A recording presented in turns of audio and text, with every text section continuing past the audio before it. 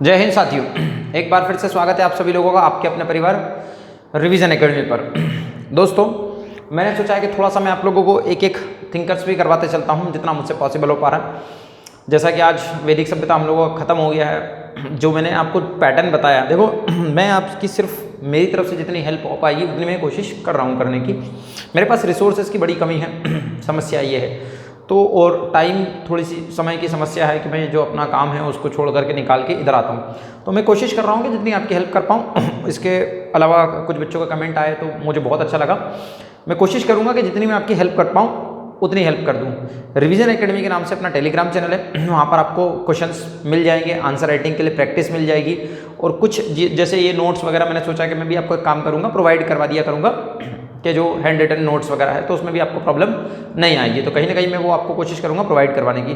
तो आज हम लोगों का टॉपिक है कौटिल्य, और कुछ स्टूडेंट्स के कमेंट आए थे कि सर हमको रिसोर्सेज बता दीजिए जुलाई के लिए, क्योंकि 5 महीने, तो मैं उस पर एक अलग से वीडियो बना दूंगा कि क्या क्या अपने को रिसोर्सेज यूज़ करने हैं सारे के सारे। उन्होंने बोला था यूनिट्स वगैरह के बारे में बताने का, और बाकी जो लोग कमेंट्स कर रहे हैं उनका मैं तहे दिल से आभार व्यक्त करता हूँ, क्योंकि मोटिवेशन बना रहना बहुत मुश्किल काम होता है। यूट्यूब पर अगर कोई लोग कमेंट करेंगे तो कहीं ना कहीं मेरा मोटिवेशन बना रहेगा, और मैं आगे भी रिसोर्सेज जितने मेरे पास है उसके हिसाब से प्रोवाइड करवाते रहूँगा।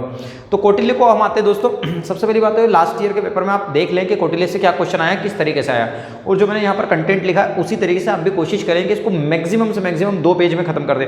अगर आपकी पॉसिबिलिटी ज़्यादा है कि आपने जिस भी नोट से पढ़ा हुआ है वहाँ से यदि आप 1 पेज में कंपाइल कर सके तो बहुत अच्छी बात है, क्योंकि दोस्तों रिवीजन का बहुत कम मौका मिलता है। जैसे मैं एक वर्किंग स्टूडेंट था अपनी लाइफ में, तो मेरे पास में टाइम बहुत कम बचता था, चीज़ें बहुत प्रॉब्लम आती थी, तो मैंने मैनेज नहीं कर पाया था।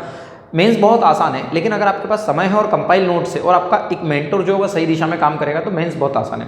सबसे पहले हम बात करते हैं कौटिल्य के बारे में। तो कौटिल्य मतलब आपने बचपन से पढ़ा हुआ कौटिल्य के बारे में थोड़ी बहुत चीज़ें आपको पहले से पता है कि भैया ये जो कौटिल्य है क्या है। तो कौटिल्य जो है, इनको चाणक्य के नाम से भी जाना जाता है, इनको विष्णुगुप्त के नाम से भी जाना जाता है, और इनको कौटिल्य क्यों कहा जाता है कि कुटिल वंश के थे, और चाणक्य इनके पिता थे, इसलिए इनको चाणक्य भी कहा गया है, ऐसा किताबों में देखने को मिलेगा। कौटिल्य के द्वारा एक पुस्तक लिखी गई थी अर्थशास्त्र, जिसके बारे में आपको पता है, जिसमें 15 अधिकरण है। अपन ऐसा मान सकते हैं 15 चैप्टर है तो 15 इसमें अधिकरण है। कभी लिखने के लिए आया तो थोड़ा सा और चीज़ें लिख सकते हैं। 15 अधिकरण है, 180 प्रकरण है, इसका मतलब 180 इसमें इंसिडेंट देखने को मिलेंगे, 4000 से ज़्यादा श्लोक मिलेंगे। देखिए मैं आपको सेफ बातें बता रहा हूँ, कुछ किताबें 6000 श्लोक बताती है, कुछ 5 बताती है, कुछ 4 बताती है, तो 4 और 6 का रेशो चलता है, तो ज़्यादा बेटर ये कि आप लिख दें 4000 से भी ज़्यादा श्लोक उसमें है, ठीक है। हालांकि उसका ज़्यादा इफेक्ट नहीं पड़ेगा। अब हम आते हैं कि भाई कौटिल्य ने क्या क्या बातें बोली है। सबसे पहले तो हम लोग बात करते हैं किसी कौटिल्य की, भाई कौटिल्य और क्या क्या बात बोल के चले गए। तो सबसे पहले हम लोग ईमानदारी से बात करें कि कौटिल्य ने अपना राज्य संबंधी विचार दिया है। तो सीधे सीधे एक तो क्वेश्चन पूछेगा, कौटिल्य के राज्य संबंधी विचार पर अपनी टिप्पणी कीजिए या उसका आलोचना मूल्यांकन कीजिए, तो वही बताते चलूंगा। सबसे पहली बात तो कौटिल्य का राज्य संबंधी विचार क्या है। तो कौटिल्य ने राज्य की उत्पत्ति के बारे में बातचीत की है, तो कौटिल्य के राज्य की उत्पत्ति का संबंध सिद्धांत। दूसरा हमारे पास राज्य का प्रकार, कि राज्य कैसा होना चाहिए। फिर उसके बाद बात करते हैं राज्य के उद्देश्य क्या है, तो उसके सामाजिक कल्याण उद्देश्य होता है। सप्तांग सिद्धांत, तो अपने को इन बातों पर चीज़ें लिखनी है। अगर सपोज करिए सर ये 5 मार्क्स में क्वेश्चन आ गया तो हम कैसे लिखेंगे। 11 में लिखना बहुत आसान है, क्योंकि 4 चीज़ें बताना बहुत आसान होता है। तो राज्य की उत्पत्ति, तो पहली बात तो राज्य की उत्पत्ति के हिसाब, मतलब राज्य की उत्पत्ति कैसे हुई है, कौटिल्य का ये कहना है कि राज्य की उत्पत्ति एक समझौते का परिणाम है, सामाजिक समझौता है, ये एक प्रकार का सोशल कॉन्ट्रैक्ट है। कौटिल्य का यह कहना है कि राज्य जो है वो सामाजिक समझौते का परिणाम है। मत्स्य न्याय, प्राचीन काल में एक न्याय चला हुआ था, जिसको हम लोग मत्स्य न्याय के नाम से जानते हैं। तो मत्स्य न्याय से तंग आकर के लोगों ने क्या करा, राजा मनु को अपना राजा चुन लिया, मतलब मनु को अपना राजा चुनने का काम करा। तो अब ये क्या हुआ, जब भी राजा चुना होगा तो मनु को अपना राजा चुना होगा, तो समझौता हुआ किसके बीच में, मनु के बीच में और राजा के बीच में। ये अपने को ध्यान रखना है, ठीक है। तो मनु को उन्होंने समझौते के हिसाब से राजा चुन लिया, क्योंकि मत्स्य न्याय से तंग आ गए थे, बिल्कुल अराजकता फैली हुई थी उसी वजह से। अब आगे जाके अगर समझौता हुआ है तो दोस्तों पहली बात तो ये है कि समझौते में इन्होंने बोला हम क्या उपज का जो अपना खेती किसानी कर रहे हैं उसका 1/6 भाग हम आपको दिया करेंगे। तो कर का 1/6 भाग उस समय लिया करता था। तो राजा का काम क्या होता था, राजा का सबसे बड़ा काम ये होता था कि वो अपनी सैन्य रक्षा करने का काम करे, सैन्य सुरक्षा करने का काम करे, या राज्य की सुरक्षा करने का काम करे। सबसे बड़ा तो वो कल्याणकारी कार्य करने का काम करेगा अल्टीमेटली। तो राज्य की उत्पत्ति कैसे हुई है, समझौते से हुई है। तो अगर आपसे सीधे 3 मार्क्स में क्वेश्चन आता है कि कौटिल्य ने राज्य की उत्पत्ति कैसे हुई है, तो राज्य की उत्पत्ति समझौते का परिणाम है, और मत्स्य न्याय से तंग आकर के लोगों ने मनु को अपना राजा घोषित कर दिया था। ये अपने को ध्यान रखना है। अगर यही क्वेश्चन 11 मार्क्स में आता तो अपन फिर लिखो कि भैया उपज का 1/6 भाग कर के रूप में दिया करते थे, उसके अलावा सुरक्षा का दायित्व था किसका, राजा का। ये बातें लिख सकते हैं आप। उसके बाद में आते हैं राज्य के प्रकार। तो कौटिल्य के अनुसार राज्य का जो प्रकार होता है वो कैसा होता है, राजतंत्रात्मक होता है। तो कौटिल्य का राजा कैसा है, मतलब कौटिल्य का राज्य कैसा, राजतंत्रात्मक है, मोनार्की सिस्टम की बात करता है। फिर उसके अंदर राज्य के उद्देश्य क्या है, तो आपने जो भी पॉलिटी में पढ़े हैं वो सारे आप यहाँ लिख सकते हैं अपनी मर्जी से। राज्य के उद्देश्य क्या होते हैं, सबसे पहली बात तो समाज का कल्याण करना, जनता का भला करना, गरीबों को खाना खिलाना, भूखों को खाना खिलाना, ये जितनी बातें आपको याद आ सकती है वो आप लिख सकते हैं, पर अपने वर्ड्स में, अपने शब्दों में। जैसे अगर हम बात करें सामाजिक कल्याण करना, तो राज्य का उद्देश्य सबसे पहला काम क्या होता है, सामाजिक कल्याण करना, राज्य की सुरक्षा करना, ये सारे राज्य के काम होते हैं। आंतरिक खतरों से, बाह्य खतरों से अपने राज्य को, देश को बचाने का काम करना, तो आंतरिक बाह्य खतरों से बचाना, सामाजिक कल्याण करने का काम करना, साम्राज्य, उस जमाने में साम्राज्य विस्तार करना भी काम हुआ करता था। तो राज्य का उद्देश्य क्या है, साम्राज्य विस्तार करना भी उसमें आ जाएगा। तो 3-4 पॉइंट आप अपने मन से भी डाल सकते हो, उसमें कोई बहुत बड़ी बात नहीं है। आगे आता राज्य का सप्तांग सिद्धांत, ये वेरी मोस्ट इंपॉर्टेंट है, ये 5 मार्क्स में सीधे सीधे क्वेश्चन बन सकता है, ये 11 मार्क्स में भी बन सकता है, सारे के सारे मिला करके, ये वाला अकेला। तो अगर मैं बात करूं आपसे राज्य का सप्तांग सिद्धांत, तो इसके लिए मैं ऊपर पहले स्क्रीनशॉट ले लीजिए आप लोग, तो देखो ले लीजिए। तो मैंने बात की यहाँ पर, ये 4 बातें अपने को लिखनी है। तो राज्य का सप्तांग सिद्धांत यदि हम लोग बात करें, तो राज्य के सप्तांग सिद्धांत में हम लोग बात करें तो हमारे पास सीधे सीधे आना चाहिए राज डी के डीएम। ये ट्रिक है, ये याद रखना, राज डी के डीएम। अगर आपसे पूछे, कभी आप भूल जाओ तो आप ध्यान रखना, राज डी के डीएम, राज डी के डीएम, मतलब राज नाम का बंदा होगा, उसके पिताजी होंगे डी के, तो ये डीएम बनना चाहता है, सभी डीएम बनना चाहते हैं, पीएससी की तैयारी कर रहे हैं। तो रा से, आर से क्या हो जाएगा राजा, ए से क्या हो जाएगा अमात्य, जे से क्या हो जाएगा जनपद, डी से क्या हो जाएगा दुर्ग, के से क्या हो जाएगा कोष, फिर डी से हमारे पास दंड, और एम से हमारे पास क्या हो जाएगा मित्र। राजा, अमात्य, जनपद, दुर्ग, कोष, दंड, मित्र।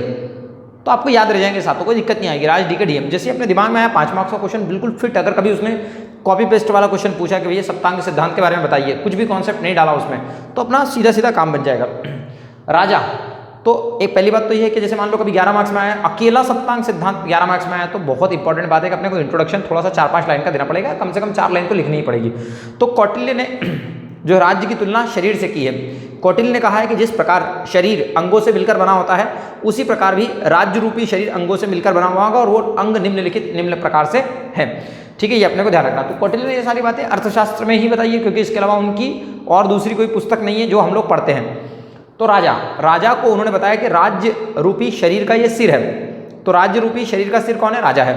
आपको लंबी कहानी नहीं लिखनी ऐसी, अगर वो ये क्वेश्चन 5 मार्क्स में आता तो ऐसा बिल्कुल ही नहीं लिखना आपको कि राज्य रूपी शरीर का जो अपने पास में अंग है, मतलब राजा जो है वो सिर है, ऐसा नहीं लिखना। बस आप तो सिर लिख देंगे तो भी आपका काम बन जाएगा, क्योंकि आपका जगह ही नहीं रहेगी। जितनी आपके पास जगह उस हिसाब से मैं मैनेज करना बता रहा हूँ आपको कैसे मैनेज करना है। दूसरा अमात्य, तो उन्होंने कहा है कि राज्य रूपी शरीर की आंख कौन है, अमात्य है। तो जैसे 5 मार्क्स में आए तो आंख ही लिखनी है, लेकिन अगर 11 में आता है तो राज्य रूपी शरीर की आंख जो है किसको कहा गया, अमात्य को कहा गया। फिर जंघा मतलब थाइज हो जाएगा, अपनी जो जांग है वो, उसकी बात करा। तो जनपद को उन्होंने क्या कहा है, जंगा कहा है। फिर उसके बाद में दुर्ग जो हमारे पास में किला, फिर उसके बाद में क्या आ जाएगा कोष, उसके बाद में आ जाएगा दंड। तो देखो कोष तो उन्होंने कहा है किसको, मुख को, और जो दुर्ग है ये कहा है किसको, बाह को। बाह मतलब अपने पास ये वाला जो भुजा है बाह। उसके बाद में बात करें कोष मतलब हो जाएगा अपने पास फंड, ये कहा है किसको, मुख को। लोग पैसों के भूखे हैं, ऐसे करके याद रखना, लोग पैसों के क्या है, भूखे हैं। फिर उसके बाद यदि हम बात करें दंड मतलब हो जाएगा सेना, दंड मतलब क्या हो जाएगा, सेना। उसके बाद बात करें मित्र कान। अब इनके अपन बात कर लेते हैं कि यूजेस क्या, विशेषता क्या है, क्योंकि देखो अगर सीधा सीधा क्वेश्चन पूछा तो हम उसकी विशेषता लिख सकते हैं। सबसे पहली बात है कि राजा सिर का होना बहुत जरूरी है, बिना सिर के कुछ भी काम नहीं चलेगा।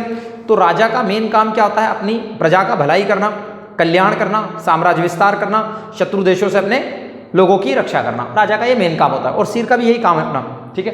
अमात्य, आंख, एक व्यक्ति, आंख मतलब देखने का काम, और अमात्य जो होगा वो राजा को क्या देगा, सही सलाह देने का काम करेगा। मेन इसका काम क्या होता है, राजा को सही सलाह देने का काम करते हैं। आगे बात करते हैं जनपद या जंघा, थाइस। देखो आज अपने भारत बना हुआ है, भारत एक प्रकार से राज्य है। आर्टिकल 12 आपने पढ़ा होगा, आर्टिकल 13 आपने पढ़ा होगा, ठीक है। तो यदि हम बात करें, भारत भी एक प्रकार का राज्य है। यूं तो अपने लिए देश हो गया ना वो, लेकिन हमने उसको संविधान में राज्य बोल के रखा है। लेकिन अगर उसको हम देश मान के चले, तो जैसे मध्य प्रदेश राज्य हो गया, तमिलनाडु हो गया, आंध्र प्रदेश हो गया, कश्मीर वगैरह हो गया, तो 28 राज्यों से मिलकर बना हुआ है। तो जनपद जितना ज्यादा बड़ा भूभाग हो, जनपद मतलब भूभाग होना, बड़ा भूभाग होना, जिसकी थाइज बड़ी होगी वो ज्यादा शक्तिशाली होगा, ये ऑब्वियस सी बात है। तो जनपद मतलब होता है भूमि का विस्तार बहुत ज्यादा होना चाहिए, बड़ा भाग होना चाहिए।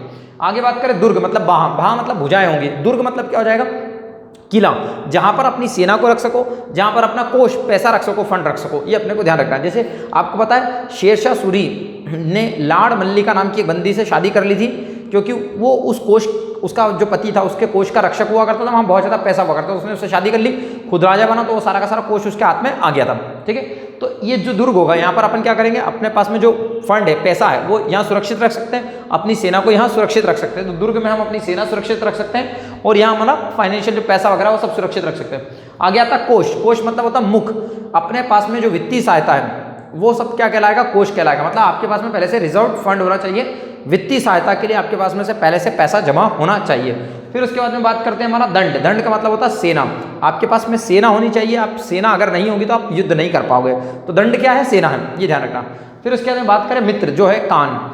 युद्ध में आपातकाल की नीति जब आती है या आपातकाल आता है तब क्या करेगा, आपका दोस्त ही साथ देगा, आपका मित्र ही साथ देगा। क्योंकि सबसे इंपॉर्टेंट बात है, अगर आपके पास मित्र ठीक ठाक नहीं है तो वो आपको गलत भी सलाह दे सकता है। तो मित्र एक प्रकार से कान का काम करेगा। तो राजा हो गया सिर, अमात्य हो गया हमारे पास में आंख, उसके बाद में हमारे पास में बन गया जनपद मतलब जंघा।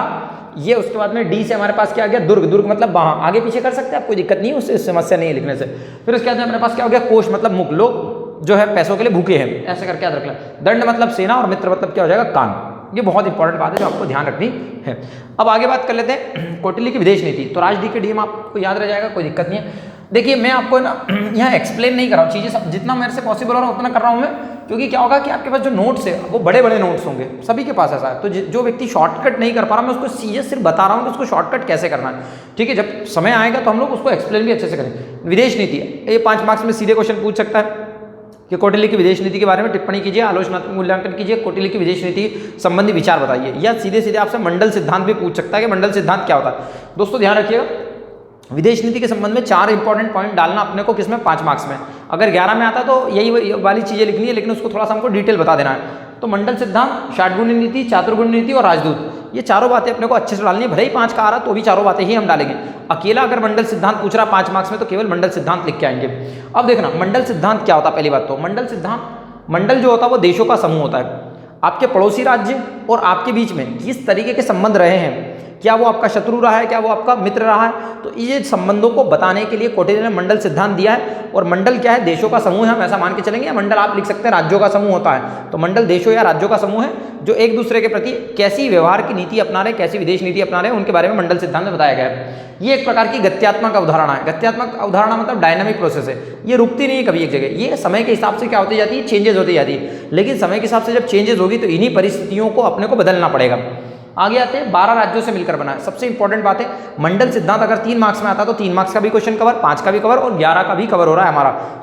हमने उसको 11 के हिसाब से डिजाइन किया, हम उसको 6 में भी मतलब 5 में भी और 3 में भी लिख सकते हैं। तो मंडल जो देशों का समूह है, गत्यात्मक अवधारणा है, 12 राज्यों से मिलकर बना हुआ है। इसके बाद बात करते हैं कि भाई 12 राज्य से अगर ये मिलकर बना हुआ तो इसमें 12 लोग कौन होंगे। सबसे पहला पर्सन होगा विजिगीषु। सबसे पहला वर्षन कौन है, विजिगीषु। अब कुछ बच्चों को तो प्रॉब्लम आती है कि नाम ही याद नहीं रहता विजिगीषु, तो भाई उसमें अपन कुछ भी नहीं कर सकते हैं क्योंकि आप एक पूरा जिला संभालने वाले हो। अगर आप जिला संभालने वाले हो तो आपको विजिगीषु को याद रखना ही पड़ेगा। तो सबसे पहली बात करें विजिगीषु। विजिगीषु जो होता है इसका क्या मतलब होता है, जो राज्य विजेता की इच्छा रखता है उसको कहते हैं विजिगीषु। मतलब जो जीत की इच्छा रखता है, जो जीतने वाला हो, जो जीत की चाहत रखता है उसको हम लोग क्या बोलते हैं, विजिगीषु। अब ये जीत की चाहत रख रहा है, ये बंदा जीत की चाहत रख रहा है, ये क्या कहलाएगा, विजिगीषु कहलाएगा। अब इसका कोई ना कोई एक तो दोस्त होगा, इसका कोई ना कोई एक मित्र होगा। तो ऐसे करके अपने पास में 12 राज्यों से मिलकर के हमारे पास क्या बनाया, मंडल सिद्धांत बताया। तो विजिगीषु क्या हो गया, विजेता राज्य या जो जीत की चाह रख रहा हो, जीतने की इच्छा रख रहा हो, उसको बोलते हैं विजिगीषु। अब अरि, अरि आपने पर्यायवाची पढ़े होंगे, अरि का मतलब होता है दुश्मन या शत्रु। ठीक है, तो ये ध्यान रखना। तो विजिगीषु का एक दुश्मन होगा अरि, तो 2 लोग हो गए। फिर अगर विजिगीषु का एक दुश्मन है तो उसका एक दोस्त भी होगा, तो क्या हो जाएगा, अरि। तो आपको लिखना है विजिगीषु का जो है शत्रु होता है, लेकिन कौन सा शत्रु, ये सामने का शत्रु होता है। ये कौन होगा, सामने का शत्रु होगा। आगे मित्र, तो विजिगीषु का मित्र होगा जो सामने का मित्र होगा, जो सामने से उसको सहायता देगा, सैनिक सहायता दे सकता है, आर्थिक सहायता दे सकता है, वित्तीय सहायता दे सकता है, युद्ध में सहायता दे सकता है। ये बात अपने को ध्यान रखना है। आगे आते हैं, अरि हो गया, मित्र हो गया। अब ध्यान देना, ये 3 तो दिक्कत वाली बात नहीं है, आपको समझ। अब ये जो अपने पास अरि है, इसका भी एक दोस्त होगा, तो हम उसको बोलेंगे क्या, अरि मित्र। ये हो गया अरि, ये हो गया विजिगीषु, विजिगीषु मानते हैं इसको, विजिगीषु। इसके बाद ये हो गया अरि, ये इसका क्या है, दुश्मन है। इस अरि का कोई ना कोई तो दोस्त होगा, मान लेते हैं ये इसका दोस्त है, तो अरि का दोस्त क्या कहलाएगा, अरि मित्र कहलाएगा। इसका मतलब ये अरि का दोस्त है, अरि मित्र। ये दोनों दोस्त, ये दोनों इसको मारने का काम करेंगे, चढ़ाई करने का काम करेंगे, तो अरि का मित्र क्या कहलाएगा, अरि मित्र कहलाएगा।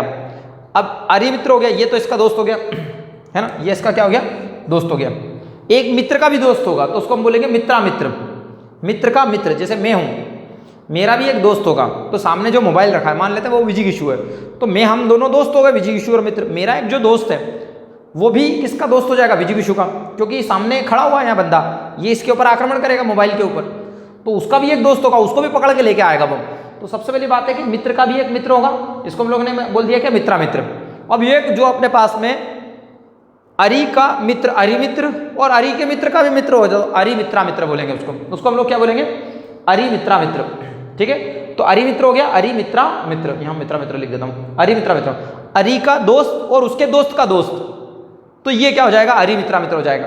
कुछ भी नहीं करना, अरि मित्र, अरि मित्रामित्र, मित्र मित्रामित्र, मित्र का मित्र, और कुछ भी नहीं, दिक्कत नहीं है उसमें, फ्रेंड का फ्रेंड। अब ये होगा अपने पास में कितने हैं, 6 लोग। ध्यान दीजिएगा 12 राज्यों से मिलकर बने हुए। अब ये तो हो गया बंदा सामने वाला। अब इसमें से ये जो दिख रहे हैं ये सबके पांचों के पांचों ये फेस, सामने के दोस्त और सामने के दुश्मन है।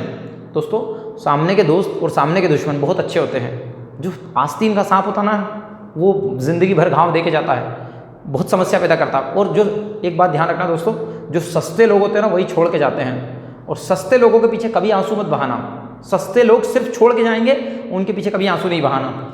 आगे आते हैं पार्षिणा ग्रह। पार्षिणा ग्रह कौन है? पार्षिणा ग्रह होता पीठ के पीछे का शत्रु। पार्षिणा ग्रह पीठ के पीछे का शत्रु होता है। ये और खतरनाक आदमी है, ये और खतरनाक आदमी है। सामने तो दिक्कत नहीं देगा उतनी जितनी ये देगा। तो पार्षिणा ग्रह, पार्षिणा ग्रह पीठ के पीछे का शत्रु। क्लियर हो गया? फिर उसके बाद में आएगा आक्रांत, ये पीठ के पीछे का दोस्त है।